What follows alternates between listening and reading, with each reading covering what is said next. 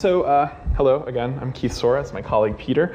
Today we're going to be talking kind of about something that's really related to the previous conversation, I think, about missing data, errors in data that we found, and how we're tackling those problems, and how we're putting them into a kind of a live production environment.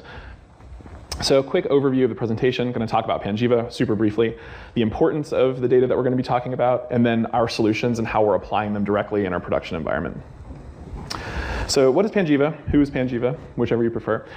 Basically, we're a company that's mapping the network of global trade. So we receive a lot of information from disparate sources, most notably governments, customs departments, trade data from the United States, China, Mexico, Brazil, a number of other countries. All in all, that information allows us to map entities between around 190 countries because of the data that's contained within it, covering 600 million transactional records of trade, international trade, and 7 million distinct company entities.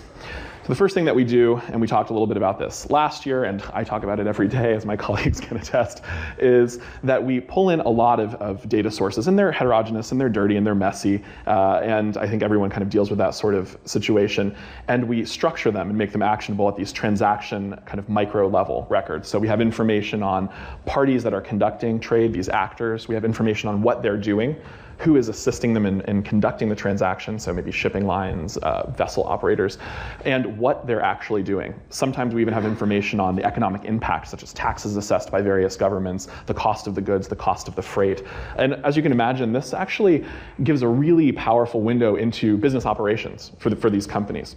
So with that in mind, the next thing that we do, and we talked about this a lot last year, was roll up this transactional data into company profiles that allow us to combine the over 30 data sources that we have into kind of research centers for an individual company.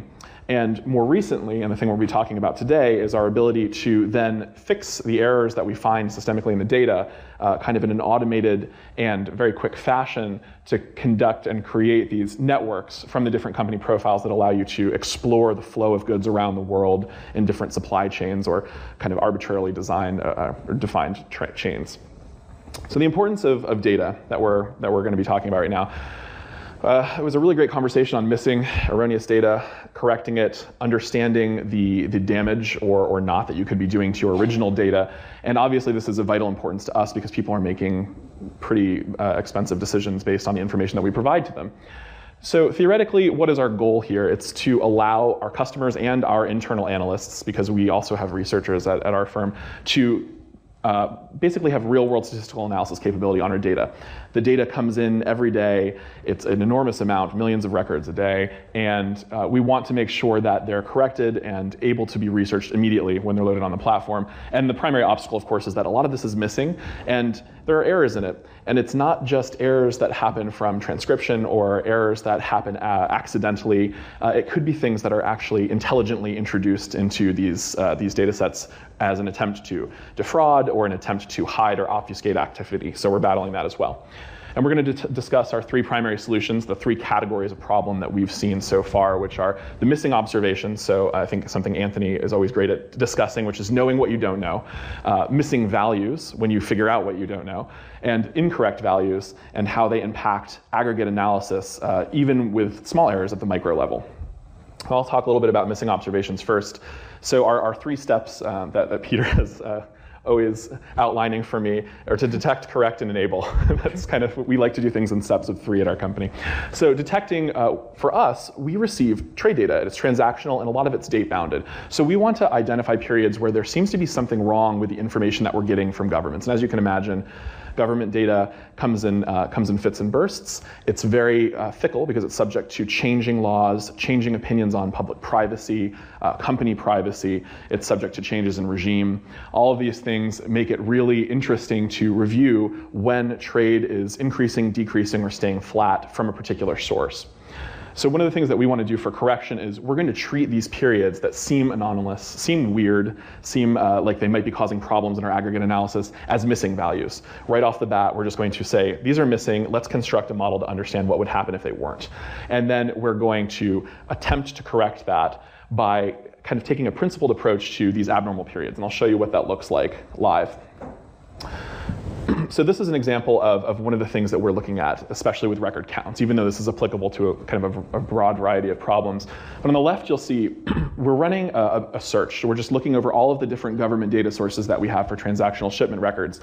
And you'll notice that there are almost 700,000 individual transactions over a particular time period, this kind of 2008 to present time period that's being outlined on the chart to the right.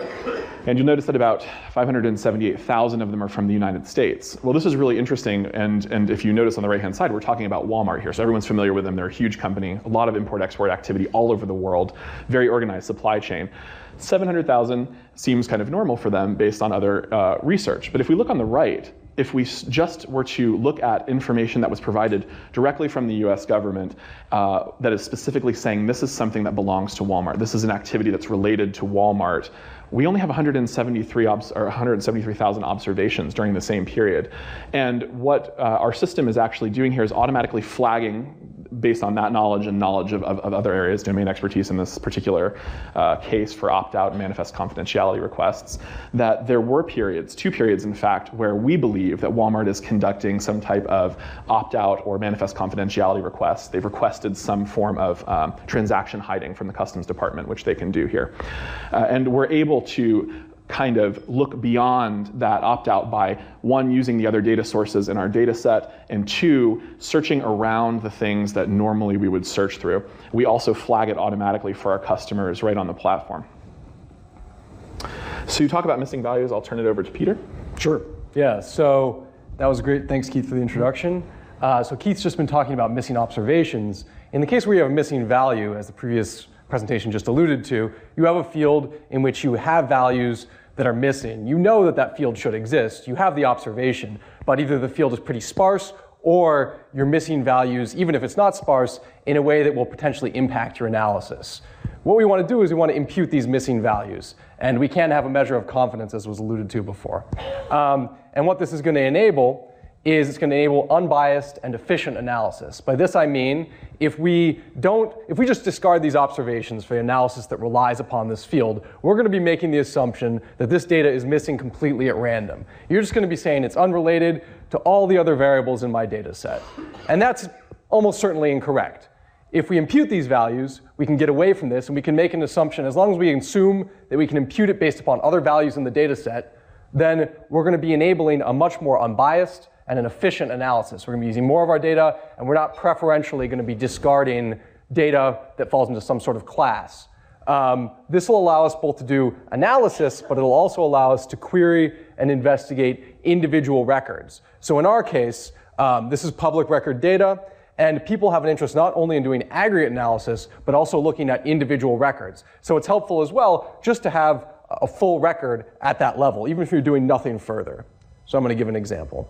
So one thing that's important for us on our site is product categories. If you're familiar with international trade, a common ontology system is the HTS or HS code system. For the purposes of this talk, all you really need to know is that it's an international system for categorizing physical goods.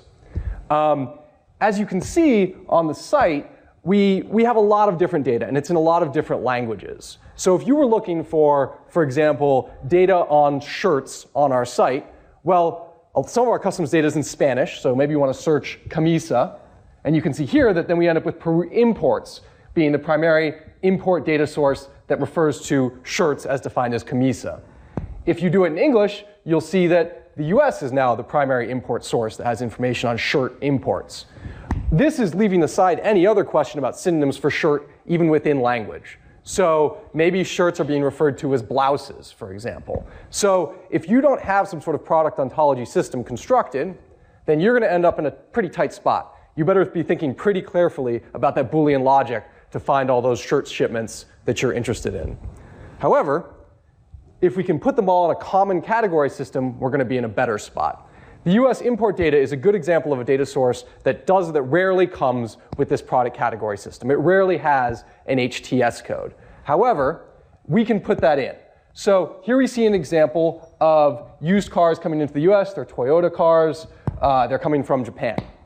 Now, they don't come with an HTS code. They don't come with this product category. We'd like to have it. If we have it, we can then search through this data set and then also through our Mexico data set, for example, and find shipments just by that code. And here we see that we've done that here. We've imputed the value, and you can see it's a category 8703, which I'm sure means a lot to everybody, and that's correct. So that'll enable all these types of analysis, just both micro and macro that we just talked about. Moving on to erroneous values, we can end up in a situation where we just have erroneous values in the data. It just comes from a lot of different sources. I mean, our data is coming from ports, often at its root. There's both systematic incentives to misrepresent, and there's also just a lot of hurriedness at ports and people filling out forms in languages they don't necessarily speak very well. Just all sorts of capabilities for data entry errors that's then put into databases. So there's a lot of just different transmission, a lot of potential for error introduction. And in fact, we do see that in our data. You will find shipments that are just enormously large. They're 200 times the largest ship in the world. It doesn't make sense, and it's going to distort your analysis. So we need to detect these. Then once we've got them, we need to impute the correct value or do some sort of domain-specific fix. You can really look at your own application for thinking about the best way to handle the situation, but you want to be aware of it. This is going to enable analysis both at the micro and macro level. What I mean by this is referring back to the previous slide.